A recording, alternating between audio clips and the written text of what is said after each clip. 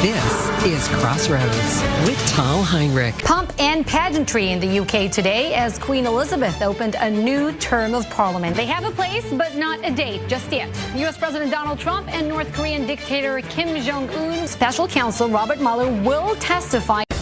Tune in to the Investigative Journal for a fascinating conversation with exiled Iranian journalist and activist Masih Ali-Najad. She sits down with me to reveal her courageous struggle and how she has inspired millions of other Muslim women for freedom of choice. Turkish native Enes Kanter plays for the New York Knicks, but he won't play against the Washington Wizards next week in London. First, explain. You're an NBA star. Yep. How come you have actual fears for your life once you're out of this country? Why is President Erdogan allegedly after you? You know, just a few days ago, Assad vowed to protect the Kurds from Turkey.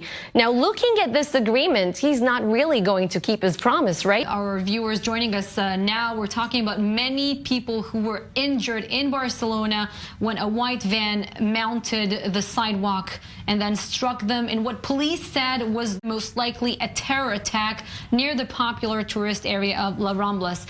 This is what we're hearing. We're hearing that 2 people are dead, and apparently there's another unfolding situation maybe connected to this incident. So these attacks, TAL, are starting to get a lot more attention right now. Mainly those people that we're seeing attacked in the streets right now, the pictures that you're now showing are Jews that are identifiable, visibly Jewish, or institutions like synagogues, for example, people wearing the yarmulke. But I am a target just like any other Jewish person. I have people here, my friends in New York, who keep telling me that they are afraid to speak Hebrew in the streets or on the subway. We've got our team of correspondents covering stories all over the world. The Bedouin community in Israel accounts for about 3.5% of the population. Chef, thank you so much for hosting us here. Shukran jazilan لاستضافتنا هنا. Our next destination is a site holy to the Christian community. Here in Jerusalem, just overlooking the beautiful Mount of Olives. 40,000 participants here in Bethlehem.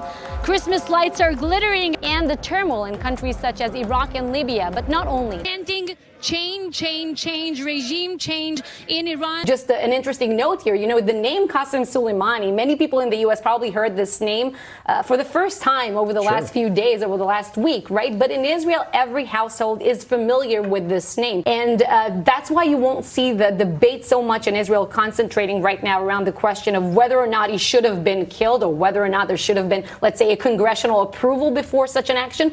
Welcome back. This is Crossroads. The Taliban says it wants to resume talks with the United States. High-ranking Taliban officials met with Pakistan's foreign minister in Islamabad on Thursday. Will get out at the right time. What is the right time, you know, to Jared's point here? Will there ever be a right time? Right time is around Christmas or elections, probably. You know, the right time is an open-ended. Theoretically, what do you think about a strategy of telling Taliban leaders, listen, as long as you don't launch attacks outside this country, as long as you do not pose a threat to U.S. national security, we have no problem with you?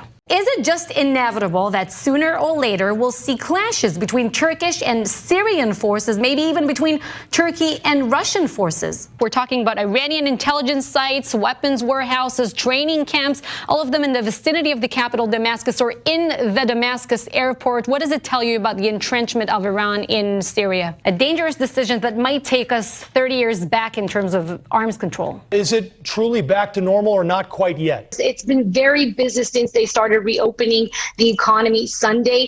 But just to put things in perspective, let's also tell our viewers how did Israel get to the stage of reopening after 3 lockdowns? They stormed government buildings. They clashed with security forces. Some of them were also injured. The very complex system there is a result of years of civil war that was meant to guarantee stability and peace. The Kurds are not only relying on the United States for security, but also on Russia and President Bashar al-Assad. He needs the Iran oil sanctions to keep going. It's not for American consumption. This is not just a good Samaritan. He's expecting some quid pro quo from Pakistan, and it's going to be a military one.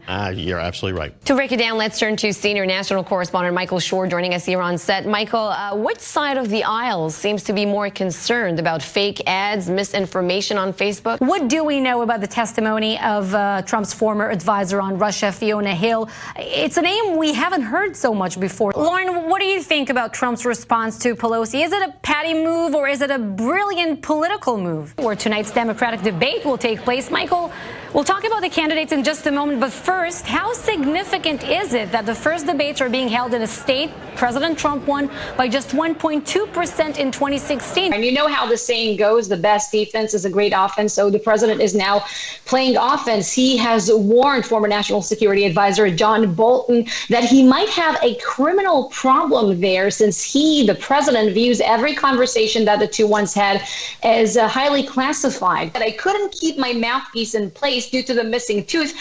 I looked down and it was on the canvas, so I grabbed it and I handed it to the referee. Were you surprised? I'm sorry, I can't help but maybe Eli wants to go pick up his daughter and bring her a part of the shot. Would that help? we would love to hear what she thinks about Bernie Sanders running for presidency in 2020. Maybe that's her reaction, in fact. Eli, is she near you? She's close enough, but it was certainly my reaction this morning. Tal, I know how much you enjoy avocado toast. It's going to make that a lot more expensive for you, too. What, like $20 in New York? That's the price right now. Honestly. Whoa. Something just exploded We had in a the bulb studio, that just bulb blew or in the studio. All right. Here. Apologies for that. I just want to ask you really briefly, Professor, if we ever get there, how do you decide who to compensate and where does it stop? I mean, what about Native Americans, for example? If you had to advise President Trump, let's say, just ahead of the second summit, what would you tell him? Oh, my gosh. I would be, don't go. Please welcome I-24 news anchor TAL HEINRICH. Let's talk about the APAC conference for a second, because this event was once seen as a must-attend place for people seeking to get to the highest offices in U.S. politics. And yet a long list of Democratic candidates for 2020 is not attending this year's conference, or in the words of Vice President Mike Pence from this morning, boycotting it. This is one of the reasons why President Trump has called the Democratic Party anti-Israel, anti-Jewish. He's trying to make Congresswoman Ilhan Omar the new face of the Democratic Party. But the Democratic Party, they made it easy for the president to do so after deliberating for days over what should have been a no-brainer. What do you think about that? I think it's a very dangerous development. But, Senator, if you can explain, where do you see the line cross between legitimate criticism of the state of Israel and anti-Semitism? What's your definition? Former U.S. Senator Joe Lieberman, the president today really unloaded on some U.S. allies in Europe. He lashed out on Twitter against French President Emmanuel Macron. Foreign Minister, as we just heard, President Trump, he warmly welcomed Prime Minister Viktor Orban at the White House yesterday. But this warm hug was also followed by some criticism, both here domestically and also in Europe. Some lawmakers, they urged President Trump not to meet with him since they claim he does not represent American values. Is it or is it not socialism? I think the United States will flourish like Venezuela is flourishing. Is that what the founding fathers had in mind? And there is Lenin, Mr. Speaker. All right, to help us understand all this, let's go to our UK and Europe correspondent, Jonathan Satradoti.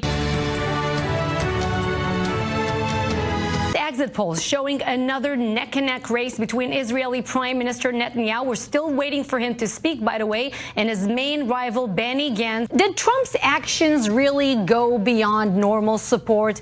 Because we remember how a Democratic president, Bill Clinton, openly endorsed Shimon Peres when he ran against Benjamin Netanyahu in 1996, and the Clinton White House even organized a peace summit for him in Egypt.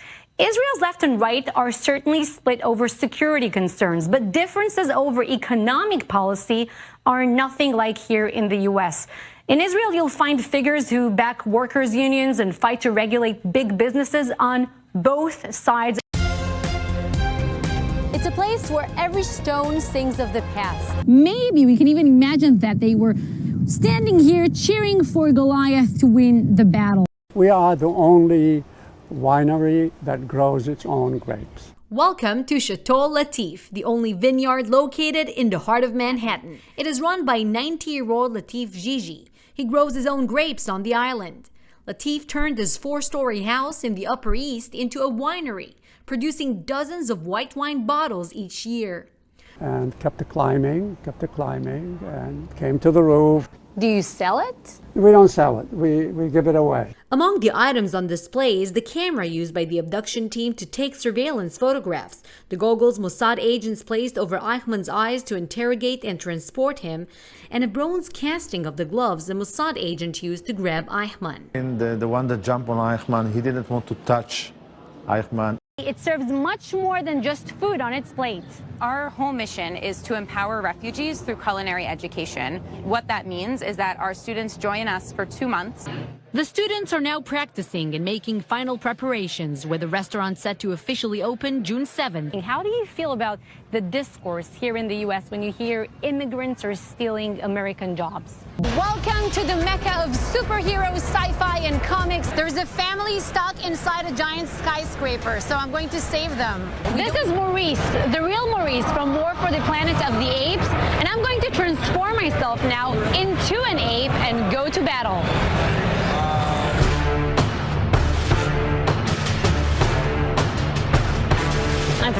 Let's go get this bad ape. And this tournament is only getting better. Guess what? The U.S. Olympic team is here and they brought the heavy gear. Can you teach me how to curl? I could teach you how to curl. Ready? Yeah. We go forward. Forward. Up with the butt. Up with the butt. Back. Back. And now slide. Let that leg go.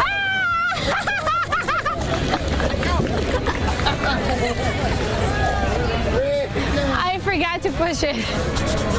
Now, Tal, how many languages do you speak? I speak 4 languages. And you've been on television, anchoring or presenting, in all 4 languages. In all 4. שלום לכם וערב טוב, אתם איתנו ב7, מהדורת יום שני, ט"ז בטבת, כאן בערוץ 20. أهلا وسهلا أعزائنا المشاهدين وفي حوار اليوم سنلتقي شخصية أردنية بارزة. Bei diesem Erfolg ist es kein Wunder, dass so viele große Firmen unseren Sender als wichtige Marketingplattform für ihre Marken sehen. And the Security Council just about to start. And that's all for now.